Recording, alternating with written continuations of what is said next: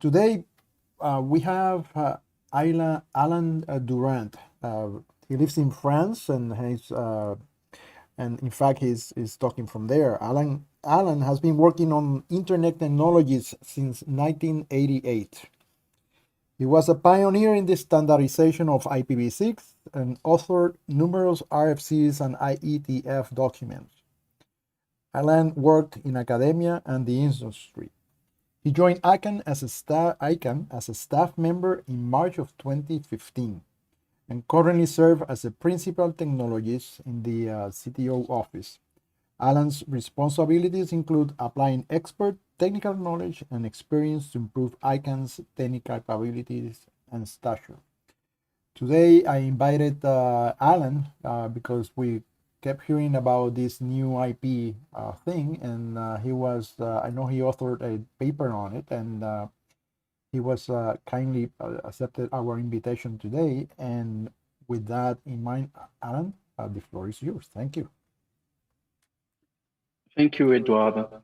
So yes, we keep hearing about new IP in the press, and if you read about it, it's either simply smoke and mirrors, or it is the next best thing since sliced bread. So I embarked in a journey to write a technical paper to analyze what it is and what it is not. It's part of the Octo series document. It's called Octo-0017 new IP. There's a URL here, but you can go and get the document. It's a fairly long document. It's about 40 pages long. It took me more than 9 months to write this. It's getting documents about new IP is not very easy. So I'm not going to go over 40 pages of technical analysis today, but I'm simply going to set the stage and take a deeper look at the context of this and what would it change, and what are the promises, and what are the consequences of some of the choices. But also, most importantly, I want to set new IP against what we have today, the internet with IP. IP is a protocol that has been working for a number of years now, about 40 years. It's well documented, well implemented, well understood. May or may not have limitations, but it's actually well understood. New IP is not a standard. It's not even an implementation. It today is a set of ideas that are being discussed. So when you have a new set of ideas and you compare it to a technology that exists for 40 years, comparison is like not fair. It's really apples and oranges. So we'll try to keep that in mind in this presentation. Next slide, please. So before I go too deep into the details, I wanted to somehow level the stage and make a little bit of an introduction to some of the technologies that we are using in the internet. For some of you, it will be like well known, and I apologize for maybe wasting your time, but for others might be worthwhile reminder or at least something new. So IP stands for Internet Protocol. This is what we call the datagram-oriented protocol. So the first question is, what is a datagram? The datagram is a word that is made of two parts, data, and the tail part of telegram. So people understood back in the 50s or even before 100 of years what's a telegram, and understand data to communicate between computers. So you put those two things and you understand what's a datagram. So what it means, it's a store and forward system. So a telegram, when you send it, you send a copy to the next station, and the next station write it down, and then send it again to the following station that writes it down, and send it again to the next station. So at each step on the way, the document is stored and then forwarded to the next station. This is a system that is very different from a telephony system. In a telephony system, when you pick up the phone, you dial a number, and it establishes a full circuit.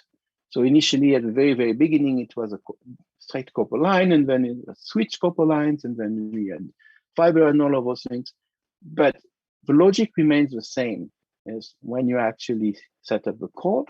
you establish a full circuit. So when you send the data, it's just sent through this big pipe to the other end. So this is completely different system. So they all have different properties. It's not that one is necessarily better than the other, but those properties need to be understood. And really, when you are proposing a new system for the internet, you need to understand how this maps into those two fundamental schools of networking. So in a datagram, when you send data, you slice the data into what we call packets, these small entities that you send through the network. And those packets are going to be stored and then forwarded by every single node of the routers in the internet to the final destination. So each packet has a maximum typically of 1500 bytes or octets. For those who remember the old days, a byte and an octet is not exactly the same thing, but today it is. This value of 1500 is not set in stone. Sometimes it could be bigger, sometimes it could be smaller, but that's the typical thing that you find. Each packet, you can look at it as an envelope that you will send through the post office.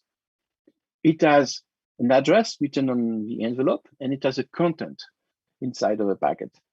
And our content would be a letter, a package, or whatever you want. So the things that is written on the outside of the envelope is called a header. It contains enough information for every single router on the network to find the next hop.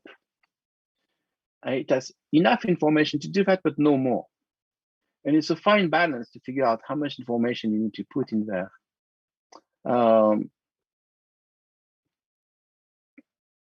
In a circuit switch network, which is a telephony network, as I mentioned earlier, you don't have this logic. Once you have established the virtual circuits at the very beginning, then you have a pipe, and whatever you put in the pipes ends up on the other side. You don't need to chop into packets or anything like that. You don't need to have extra information on the different packets. You don't really have packets. So it's, in a sense, a lot simpler when you communicate with a node on the other side as soon as you have established a circuit. It's a trade-off here.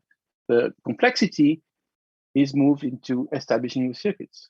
In the IP Internet Protocol, the complexity is for every packet, the routers need to figure out what is the next destination.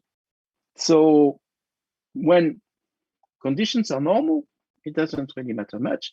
When network degrades or there's some failure on some routers, being able to reroute quickly is actually a very good property.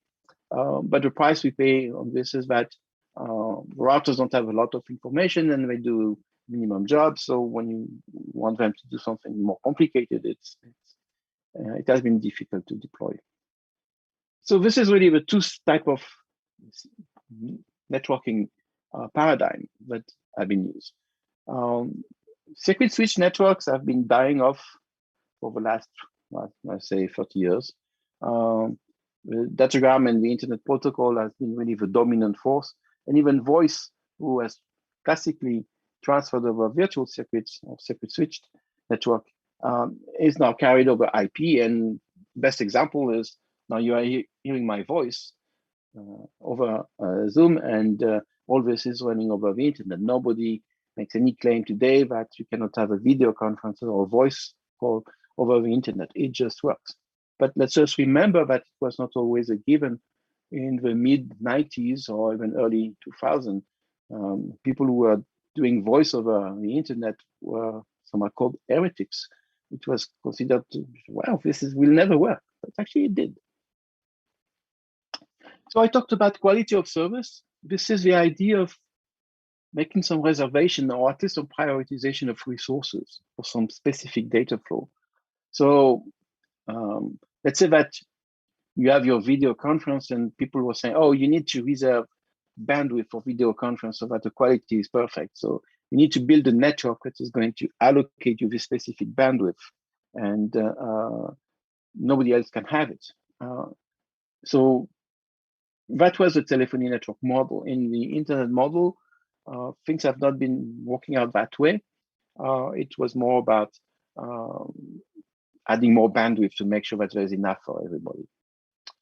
One of the last technologies that was developed in the telephony world was called ATM. So it's not a automatic teller machine where you go and pick up your money at the bank in front of the bank, but it stands for asynchronous transfer mode.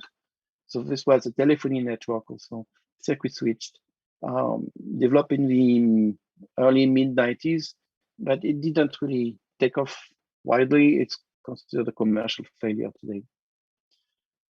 So all those technologies have been in different bodies. All the internet protocols are developed in the IETF. The engineering protocols are developed in the ITU, from International Telecommunication Union. And some of them have been developed at the ETSI, for the European Telecommunications Standard Institute. So that's really the context of all of this. Next slide.